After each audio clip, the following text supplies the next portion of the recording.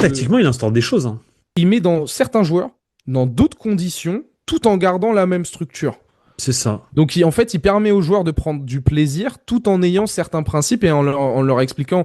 Et ça, Bappé et Vini, il n'y a rien de surprenant là-dedans. Plus tu récupères le ballon haut, plus tu vas avoir des occasions de Ouais, bah oui, marquer. forcément, Mais ce qui les forcément. gênait, eux, c'était qu'après, quand ça récupérait le ballon, il y avait aussi le travail du milieu de terrain. Les ballons ne leur Hmm. arrivaient pas à eux. On leur demandait de faire plus de mouvements, d'aller chercher le latéral adverse parce qu'ils Hmm. considéraient que c'était important qu'on suive pour défendre et après péter derrière. Et en fait, c'est des micros ajustements tout en respectant la structure de base qui permet à ces joueurs-là d'apprendre un peu plus de plaisir sur le terrain. Et c'était l'une des clés là-dessus. Et Arbeloa, ça. Après, c'est facile de passer une fois que le gribouillis il est fait. Tu vois ce que je veux te dire? Ouais, mais Et- c'est quand même son style de jeu de base aussi.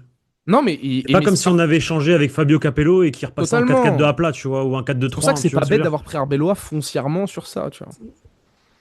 Au moins, t'as une sorte de continuité un peu dans l'idée, mais surtout les joueurs, je pense qu'ils ont quand même remarqué que sous Xabi Alonso, peut-être ils prenaient pas de plaisir, mais que je pense qu'ils regardent des matchs de foot à la télé, les joueurs du Real Madrid, qui voient un peu. Non mais ils voient un peu ce qui se fait et qu'est-ce qui fonctionne. Et donc je pense qu'ils ont compris que gagner des ballons hauts, c'était bénéf pour tout le monde.